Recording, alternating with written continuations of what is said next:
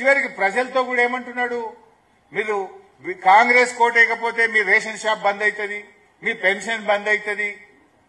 నీ అయ్యే జాగిరా, నువ్వెవరి బంద్ చేయడానికి? This is democracy. నీ ఇంట్లోకెళ్ళి ఇస్తున్నావా, నీ నాయన డబ్బులు ఇస్తున్నావా? ప్రజల సొమ్ము ప్రజలకు ఇస్తుంది, ఇది ప్రభుత్వం బాధ్యత. కానీ ఇలా ముఖ్యమంత్రి ఏంటంటే ఓటమి భయం పట్టుకున్నది, చెప్పుకోవడానికి ఏమీ లేదు. అందుకే ఇలా రేవంత్ రెడ్డి బ్లాక్ మెయిల్ కు పాల్పడతా ఉన్నాడు, ప్రజలను బెదిరించే ప్రయత్నం చేస్తా ఉన్నాడు. ప్రజాస్వామ్యంలో బెదిరింపులకు తావులేదు, స్కీములు బంద్ చేస్తా అని చెప్పడానికి అవకాశం లేదు. ఇది కేవలం నీ ఓటమి భయంతో, ఫ్రస్ట్రేషన్ తో ఇవాళ ముఖ్యమంత్రి గారు బ్లాక్ మెయిల్ కు పాల్పడతా ఉన్నాడు. ముఖ్యంగా రేవంత్ పాలనలో ఏ ఒక్క వర్గం కూడా ఈరోజు హ్యాపీగా లేదు.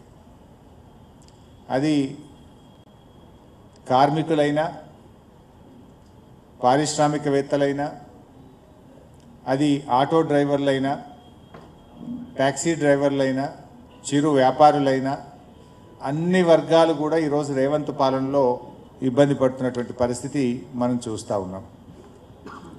అందువల్ల ఈరోజు ఈ రాష్ట్రంలో ఎవరైనా హ్యాపీగా ఉన్నారంటే 4 బ్రదర్స్ మాత్రమే హ్యాపీగా ఉన్నారు. 4 బ్రదర్స్ తప్ప 4 కోట్ల ప్రజల్లో ఇలా అసంతృప్తి ఉన్నది. ఇచ్చిన ఏ గ్యారంటీలు అమలు కాలేదు. ప్రజలకు ఇలా ఒక బ్లాక్మెయిల్ రాజకీయం రాష్ట్రంలో చూసినట్టయితే ఒక అరాచక ప్రభుత్వం రాజ్యం వెళ్తున్నటువంటి పరిస్థితి. ఈ అరాచకత్వానికి బుద్ధి చెప్పాల్సిన అవసరం ఉంది. 2 ఏళ్ల రేవంత్ పాలనలో జరిగిన అరాచకాలకు జూబ్లీ హిల్స్ ప్రజలు తీర్పు ఇవ్వబోతా ఉన్నారు. ఎందుకంటే ఇక్కడ మనం ఈ కాంగ్రెస్ను ఓడించకపోతే మరో 3 ఏళ్ల పాటు ఈ రాష్ట్ర ప్రజలు నరకయాతన అనుభవించాల్సి ఉంటుంది. కేసీఆర్ పాలనలో వికాసం, రేవంత్ పాలనలో 2 ఏళ్ల పాలనలో ప్రజలకు విధ్వంసం తప్ప మిగిలింది ఏం లేదు. నిజానికి చెప్పుకోవడానికి ఒక్కటి కూడా లేదు, ఏ ఒక్కటి కూడా జరగలేదు. పథకాలు, కేసీఆర్ గారు అందించిన సంక్షేమ పథకాలు ఒకటొక్కటిగా రద్దవుతూ ఉన్నాయి, ఒకటొక్కటిగా చెప్పకుండానే వాటి అమలు నిలిచిపోతూ ఉంది తప్ప కొత్తగా వస్తున్నటువంటిది అయితే ఏమీ లేదు. ఈ ఎన్నిక వికాసానికి విధ్వంసానికి మధ్య జరుగుతున్న ఎన్నిక. ముఖ్యంగా రేవంత్ పాలనలో ఏ ఒక్క వర్గం కూడా ఈరోజు హ్యాపీగా లేదు. అది కార్మికులైనా, పారిశ్రామికవేత్తలైనా, అది ఆటో డ్రైవర్లైనా, ట్యాక్సీ డ్రైవర్లైనా, చిరు వ్యాపారులైనా, అన్ని వర్గాలు కూడా ఈరోజు రేవంత్ పాలనలో ఇబ్బంది పడుతున్నటువంటి పరిస్థితి మనం చూస్తూ ఉన్నాం. అందువల్ల ఈరోజు ఈ రాష్ట్రంలో ఎవరైనా హ్యాపీగా ఉన్నారంటే 4 బ్రదర్స్ మాత్రమే హ్యాపీగా ఉన్నారు. 4 బ్రదర్స్ తప్ప 4 కోట్ల ప్రజల్లో ఇలా అసంతృప్తి ఉన్నది. ఇచ్చిన ఏ గ్యారంటీలు అమలు కాలేదు. ప్రజలకు ఇలా ఒక బ్లాక్మెయిల్ రాజకీయం రాష్ట్రంలో చూసినట్టయితే ఒక అరాచక ప్రభుత్వం రాజ్యం వెళ్తున్నటువంటి పరిస్థితి. ఈ అరాచకత్వానికి బుద్ధి చెప్పాల్సిన అవసరం ఉంది. 2 ఏళ్ల రేవంత్ పాలనలో జరిగిన అరాచకాలకు జూబ్లీ హిల్స్ ప్రజలు తీర్పు ఇవ్వబోతా ఉన్నారు.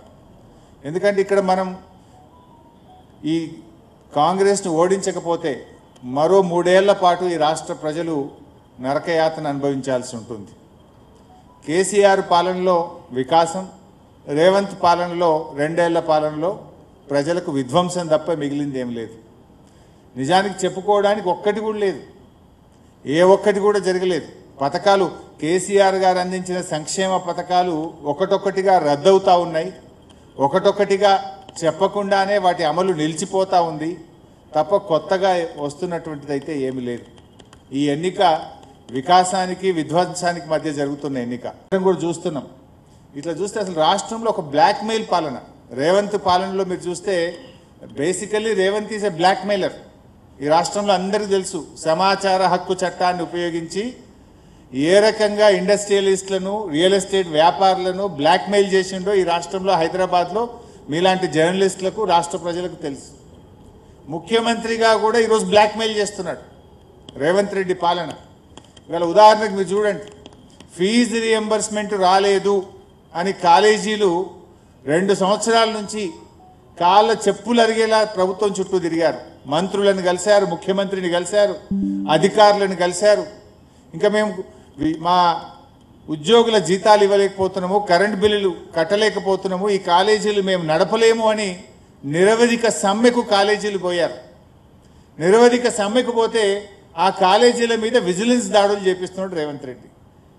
పోలీసులను పంపించి కాలేజీల యాజమాన్యాన్ని భయభ్రాంతులకు గురి చేస్తున్నాడు రేవంత్ రెడ్డి. పైసలు ఇయ్యవైతివి, కనీసం సమ్మె చేసే హక్కు కూడా లేదంటే ఇది బ్లాక్మెయిల్ కాకపోతే ఏంటిది రేవంత్ రెడ్డి గారు? నువ్వే చెప్పినావు దసరాకు 600 ఇస్తా, దీపావళికి 600 కోట్లు ఇస్తా అన్నావు. మరి ఇయ్యలేదు కదా. చూశారు, 2 ఏళ్ళు టైం ఇచ్చారు నీకు. అదే బీఆర్ఎస్ ప్రభుత్వం 6 ఏళ్ళు మా 9.5 సంవత్సరాల పాలనలో 19,500 కోట్లు ఫీజు రియంబర్స్మెంట్ మేము చెల్లించాం. వైఎస్ఆర్ గారు ప్రారంభించిన పథకమైన ఇది మంచి పథకమని మా ముఖ్యమంత్రి ఆనాడు కేసీఆర్ గారు ఈ పథకాన్ని కొనసాగించినాం. కరోనా వచ్చినా నిధులు విడుదల చేసినాం. మరి మీ కాంగ్రెస్ పార్టీ మీ వైఎస్ఆర్ అని చెప్తావు కదా, నువ్వు 2 ఏళ్లలో 2 రూపాయలు ఎందుకు ఇవ్వలేదు అంటే ఇలా బ్లాక్మెయిల్కి పాల్పడుతున్నాడు. వాళ్ళు న్యాయబద్ధంగా రావాల్సిన ఫీజు రియంబర్స్మెంట్ డబ్బులు ఇవ్వమంటే ఇలా బ్లాక్మెయిల్ రాజకీయాలకు రేవంత్ పాల్పడుతూ ఉన్నాడు. ఇలా కాలేజీలు బంద్ అయినాయి. జూబ్లీ హిల్స్ ప్రజల పిల్లలు కూడా కాలేజీల్లో చదువుతున్నారు కదా, వాళ్ళ పిల్లలు ఎందుకురా బాబు నువ్వు కాలేజీకి పోతలేవంటే ఫీజు రియంబర్స్మెంట్ రేవంత్ రెడ్డి ఇస్తలేడు, మేము ఇంట్లో కూర్చున్నాం, మరి ఆ డబ్బులు ఇవ్వలేడు కనుక కాలేజీలు బంద్ చేసిండ్రు అంటున్నారు. మరి ఆ పిల్లల మంచి కోరుకునే తల్లిదండ్రులు పిల్లల భవిష్యత్తు చెడిపోతుంటే ఇంకా కాంగ్రెస్కి ఏ రకంగా ఓటేస్తారు? ఇవాళ రేవంత్ పాలనలో గన్ కల్చర్ మీరు కూడా చూస్తున్నారు. పట్టబగలు తుపాకులతో కాల్చివేతలు. ఎక్కడి నుంచి వస్తున్నాయి ఈ తుపాకులు? కేసీఆర్ గారేమో అగ్రికల్చర్ పెంచితే రేవంత్ రెడ్డి గన్ కల్చర్ పెంచుతూ ఉన్నాడు. మర్డర్లు పెరిగినాయి, మానభంగాలు పెరిగినాయి. ఇది నేను ఉత్తగా చెప్తలేను, రాజకీయంగా చెప్తలేను. ఇది అఫీషియల్గా పోలీస్ క్రైమ్ రికార్డ్ రిపోర్ట్ నుంచి చెప్తున్నా. ఈ సంవత్సరం ఈ జనవరి నుంచి ఇప్పుడు నవంబర్ ఈ 9-10 నెలల్లో దాదాపు 189 మర్డర్లు జరిగినాయి. ఇందులో 88 మర్డర్లు నడి రోడ్డు మీద పట్టపగలు మర్డర్లు జరుగుతూ ఉన్నాయి. ఇలా హైదరాబాద్లో 1700 కిడ్నాప్లు, 123 రేప్ కేసులు, 1051 రాబరీస్, 6411 దొంగతనాలు. అంటే ఇట్లా ఈ ఇయర్లో ఈ ఫైనాన్షియల్ ఇయర్లో 2025వ సంవత్సరంలో 12% మహిళల పట్ల నేరాలు పెరిగినాయి. గత ఏడాదితో పోలిస్తే అత్యాచారాలు 28% పెరిగాయి, కిడ్నాప్లు 26% పెరిగాయి. హైదరాబాద్లో 41%, సైబరాబాద్లో 60% క్రైమ్ రేట్ పెరిగింది. ఓవరాల్గా తెలంగాణలో 22% క్రైమ్ రేట్ పెరిగింది. మరి ఈయననే హోంమంత్రి, ఈయననే ముఖ్యమంత్రి, ఈయనదే కదా బాధ్యత. నీ పాలనలో వృద్ధి జరిగింది, నీ పాలనలో ఏదైనా డెవలప్ అయిందంటే క్రైమ్ రేట్ డెవలప్ అయింది, క్రైమ్ రేట్ పెరిగింది తప్ప నా జీఎస్టీ పెరగలే, నా సేల్స్ ట్యాక్స్ పెరగలే, నా రెవెన్యూ పెరగలే, హెల్త్ ఇండెక్స్ పెరగలే. పెరిగిందేమని ఉంది రేవంత్ పాలనలో అంటే హత్యలు పెరిగినాయి, అత్యాచారాలు పెరిగినాయి, మానభంగాలు పెరిగినాయి, మర్డర్లు పెరిగినాయి, రేపులు పెరిగినాయి తప్ప ఇంకా వేరే ఏం పెరగలే. కొంతమంది ఏ టీం బి టీంలో చర్చ పెడుతున్నారు. 2 టీములు ఉన్నాయి బై స్టేట్లో, దాంట్లో పెద్ద చర్చ ఏం లేదు. 2 టీములు. ఒకటేమో 6 గ్యారెంటీలు ఎగ్గొడుతున్న టీం, ఒకటేమో గల్లా పట్టుకొని 6 గ్యారెంటీలు అమలు చేయమని అడుగుతున్న team. BJP silent, there is no team. BJP దేని మీద మాట్లాడతలేదు. ఈ రాష్ట్రంలో అరాచకాల మీద మాట్లాడదు, రాష్ట్ర అభివృద్ధి గురించి మాట్లాడదు. ఈరోజు 2 టీంల మధ్యనే పోటీ. 6 గ్యారెంటీలు ఎగ్గొడుతున్న టీం ఒకటైతే 6 గ్యారెంటీలు అమలు చేయమని గల్లా పట్టుకొని పోరాడుతున్న టీం ఒక టీం. 2 టీంల మధ్య జరిగే ఎన్నికల్లో 6 గ్యారెంటీలు అమలు కావాలంటే మాగంటి సునీతమ్మ గారిని కారు గుర్తు మీద ఓటేసి గెలిపించండి. 6 గ్యారెంటీలు ఎగ్గొట్టిన వాళ్ళకు మీరు ఓటేస్తే మేము గ్యారెంటీలు ఇవ్వకుండా తులం బంగారం ఇయ్యమని తేల్చి చెప్పినా మాకే ఓటేసి ఇక ఇచ్చేదే లేదు అంటారు. కాంగ్రెస్ మెడలు వంచాలంటే ఇవాళ మీరు కాంగ్రెస్ను గుణపాఠం చెప్పండి. బిడ్డలకు ఎన్ని ప్రామిసులు చేసిండు? నిన్నెవరో చెప్తున్నారు జూబ్లీ హిల్స్లో మహిళా సంఘాలలో కలిసి వాళ్ళను ప్రలోభ పెట్టే ప్రయత్నం చేస్తున్నారు. జూబ్లీ హిల్స్లో మహిళా సంఘ నాయకుల దగ్గరికి పోయి ప్యాకెట్లు ఇస్తున్నారట. మహిళా సంఘాల నాయకుల దగ్గర బుక్కులు ఉంటాయి, చూసినారు వాటిని ఏమంటారు, ఆ బ్యాంకులో లోన్ తెచ్చుకునే జాయింట్ అకౌంట్ బుక్కులు ఉంటాయి. ఒరిజినల్ బుక్కులు అన్నీ ఇప్పుడు వాళ్ళ దగ్గర లేవు, మీరు ఎక్కడైనా చెక్ చేయండి. మొత్తం కాంగ్రెస్ పార్టీ వాళ్ళు తీసుకున్నారు, ఒరిజినల్ బుక్కులు తీసుకున్నారు, ప్యాకెట్లు ఇచ్చారు. ఏమని బ్లాక్మెయిల్ చేస్తున్నారు? ప్యాకెట్ ఇచ్చినా మీరు ఓటు వేయాలి, మీరు గెలిస్తేనే మీ బుక్ వాపసు వస్తుంది, లేకపోతే రాదంటారు.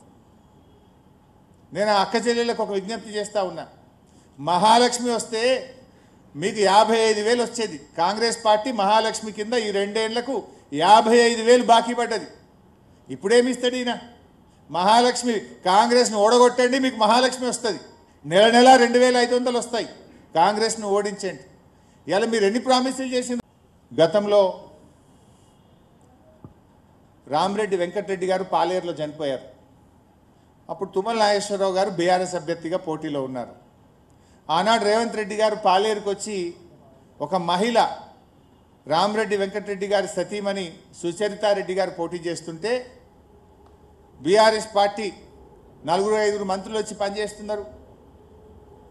ఇంతమంది మంత్రులు అవసరమా అని మాట్లాడిండు. ఇది రండ రాజకీయమో అని మాట్లాడిండు. మరి నువ్వు చేసేది ఏంటా రేవంత్ రెడ్డి?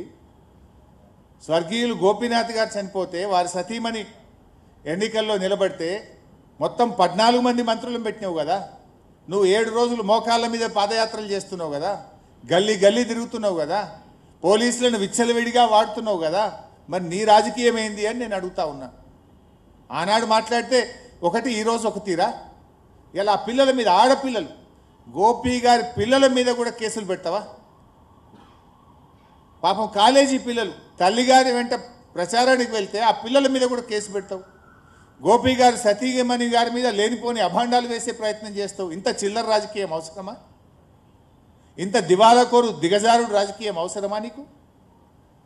ఇలా ప్రజలు దీన్ని ఆలోచించాలని చెప్పి కూడా కోరుతా ఉన్నా.